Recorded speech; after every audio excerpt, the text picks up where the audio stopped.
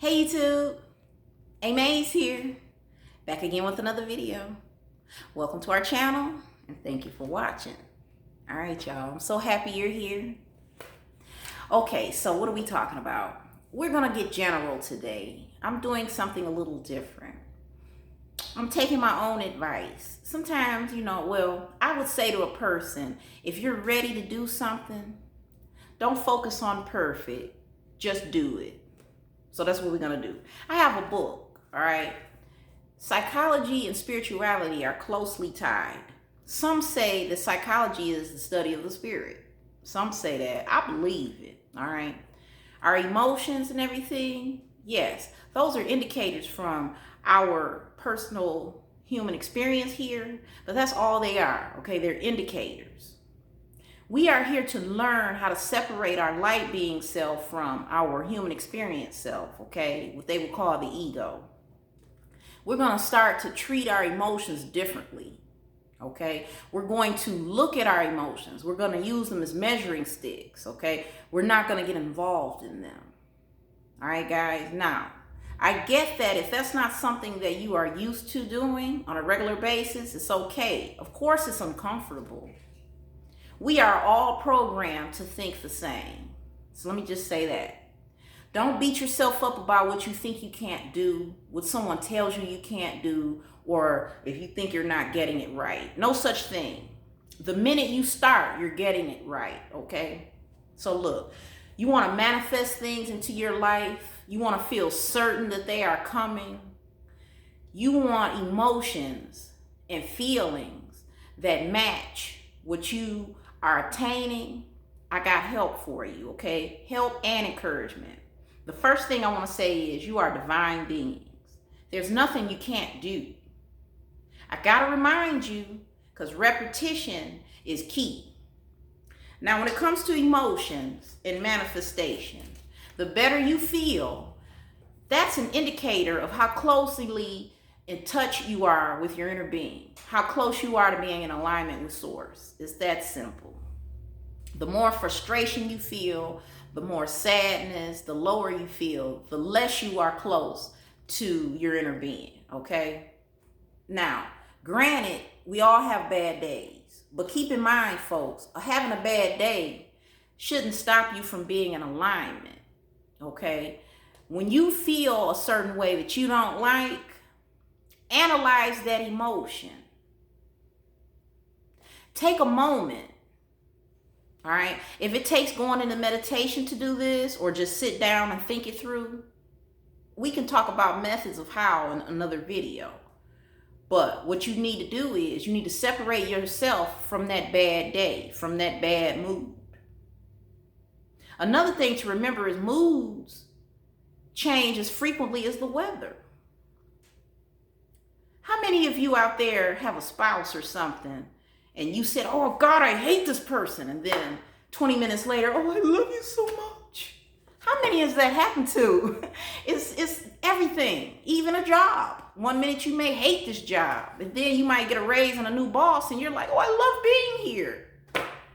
You might hate yourself sometimes, but then you lose 10 pounds and you're in love with yourself. Those are some examples of what I mean. Even just things that you're not even sure about. You're like, why do I feel like this today? But then some hours pass, you might do some positive thinking and you on top of the world. Okay? So before we get into the discussion, I want to first say that if you oftentimes find yourself feeling a way that you don't like, you can talk to yourself by saying, these emotions will pass. Just like hard times in this physical realm that you have, and like if you're struggling with bills or whatever, you struggling with a mate, a best friend, that'll pass. Good times pass, bad time, everything passes, okay? Whatever you're going through, whatever you feel that you don't like, have that self-talk with yourself. Remember that this will pass. Feel it. Don't ignore how you feel. Let it pass. Try not to get emotionally wrapped up in it. Now, I have this book, okay, because if you guys been watching me for a while, I told you I was going to go back to college. I ain't in college yet, but I'm going. Psychology. I love it, okay, my favorite subject. And I'm spiritual. So look, there's some things in here I want to read to you, and I hope that they're helpful. There's different, see, I can't read everything to you, but let me just get a couple of things. You have something called locus of control, all right? Let me see. Let me just read this as briefly as I can. People with different attributional styles who see themselves as able to control events by hard work and effort and don't give up tend to experience less stress very differently. Tend to experience stress very differently. They are much less likely to become depressed and much more likely to be able to actually do something about their situation because they keep looking for ways to change it. These people have what is known as an internal locus of control.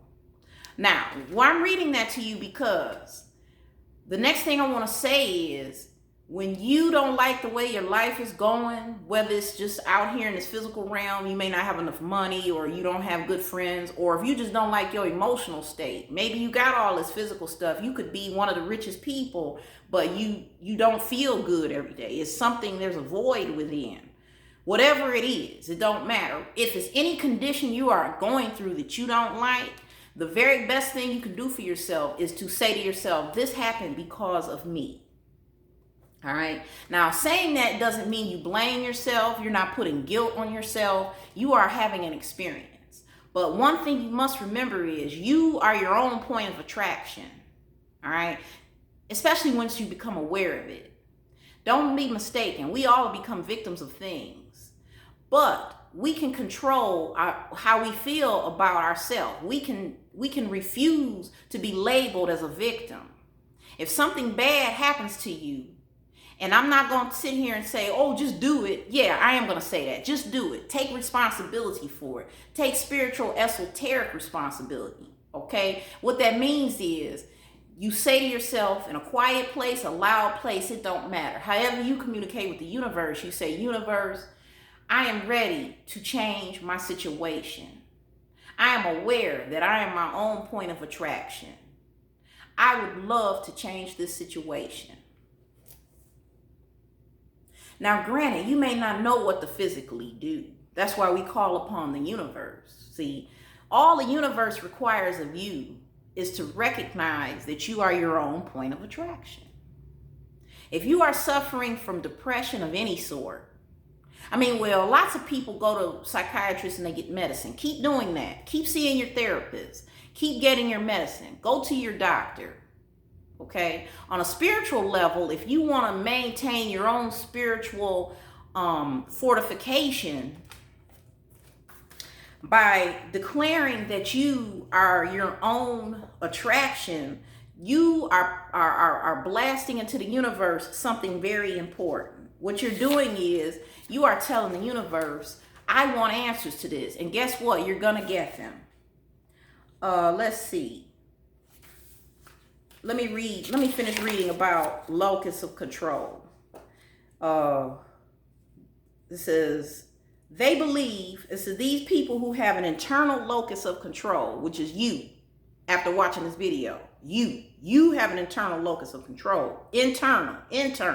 That means you take responsibility for your point of attraction, right? It says they believe that what happens to them is largely controlled by their own efforts. People with a depressive attributional style have an external locus of control. So people who are depressed a lot, they tend to say things like, oh, woe is me. Why is this happening to me? Why are they doing this to me? How dare they? Right? That's one of the patterns that we must escape if we want to change our mindset, therefore change our life. We're all, including myself, we have limitations in our thought process. It comes from our subconscious. We are here to reprogram our maybe I need to reprogram my tongue. Okay, look, we are here to reprogram our subconscious. Guys, reprogram. Do it over. You have to teach yourself something new. If you're depressed a lot, if you don't have a life you want, take notice of the things you think about and say. Do you oftentimes find yourself with the old woe is me attitude or thought process? Be honest with yourself. When is the last time you decided to take responsibility for your life despite whatever bad things have already happened to you? The pain that you feel because someone victimized you is very understandable, and you deserve to get that pain out by crying. You must do that, because there's more in this psychology book about the physicalities of our emotions, which I'll get into in another video because we'll be here all day. I can do this again with the same book. I'll make another video about that. Without digressing, if you find yourself always asking, why me, then you have to tie that to your depression, at least according to this psychology book right here that I got from the library.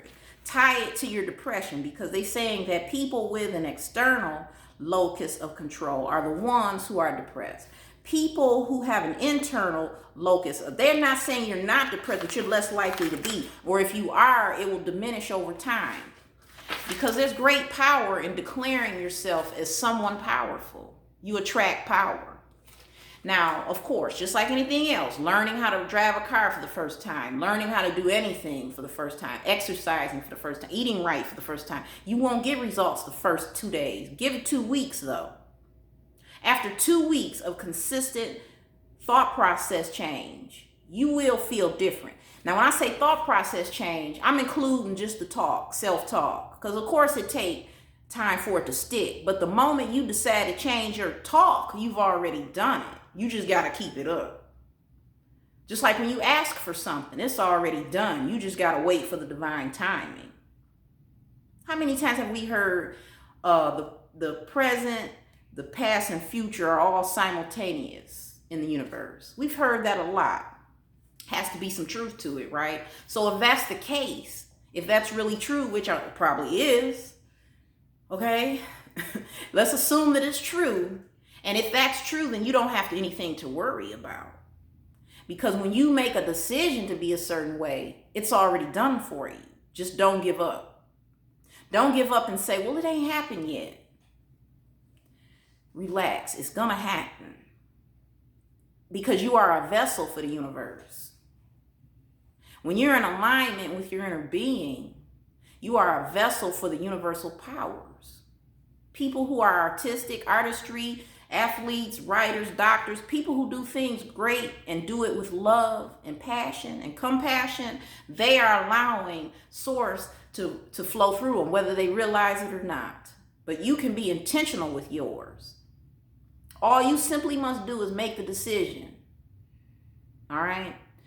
And be patient and consistent, and with some time, your emotions will follow your decision. Okay? You don't have to be fake about how you feel. If you're angry all the time, it's for a reason. All you have to do is figure out, why are you angry? And if you can't figure it out, focus your energy somewhere else. Journaling is great, because it can drive you nuts walking around with all these thoughts swirling around. You got to put some of that on paper. Okay? You know how people tell you to write your problems down and ball it up? That really helps. It helps. Think about it. When you talk to people about your problems, that helps. And you want to know why that is? It's the energy. You're putting it out, you're getting rid of it. I mean, you can't destroy energy, but you can change it to something. You can push it somewhere else. Okay? There's lots of ways to transform the way you feel. So, let me see. What else can I read to you about this? Okay, this is interesting. It says having an internal locus of control isn't something we are born with. We can learn to change our thought habits and behavior so that we can shift from an external to an internal locus of control. So that's basically it. We can teach ourselves to not be the blaming type. If you don't know how to physically change your world, start esoterically. Like I said, with your thought process. Everything begins there anyway. And to be quite honest with you, chosen ones, you can't do anything in this physical realm if you don't start up here anyways. Let me read what this book is saying about visualizing. Visualization, for example, is one of the most popular methods used in sports psychology. It is used for training to help people to learn new techniques as well as for stress management. When it is being used in this way, the person imagines himself or herself going through the whole activity successfully, winning the race or passing the exam or whatever it is, by concentrating only on positive thoughts and on systematically imagining the successful scene.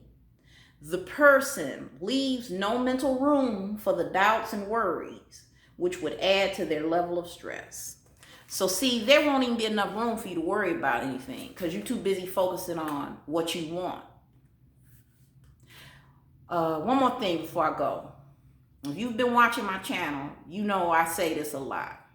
There is lessons inside of lessons, fixture inside of fixtures in this whole process of being an awakened person, okay? The concept of manifesting the life of your dreams is a simple one to understand, but when you try to live by it, it becomes complex. So what I want to say to you is this. You have to start with one aspect. Every one of us have a different life we live, but we all got certain aspects that we got to fix. Some people are better communicators than others. You might be a wonderful communicator with your family, friends, and co-workers, but you're a terrible money manager. So you have the lack mindset of money and stuff, but you good with people, and vice versa. That's an example of what I mean. You may have to work on your money blocks in order to manifest the life you want. Or if you're the type of person who has no problem attracting money, but you're terrible at attracting good friends. So there's a lot of different things you may have to get over so that you can learn how to do something else. You may have to learn how to be calm. You can't manifest nothing if you're not a calm person, or if you don't know how to bring yourself to a place of calm. So before you can even manifest a job, you got to first manifest the skill of calm. So that's what I meant when I said that there are lessons inside of lessons in this whole spiritual process. Now, is there anything else I want to say before I go? Nope. But I'll come back with more books. Anything else? That's it, guys. You see, I love talking to you. I don't even want to leave. Until next time. Bye for now.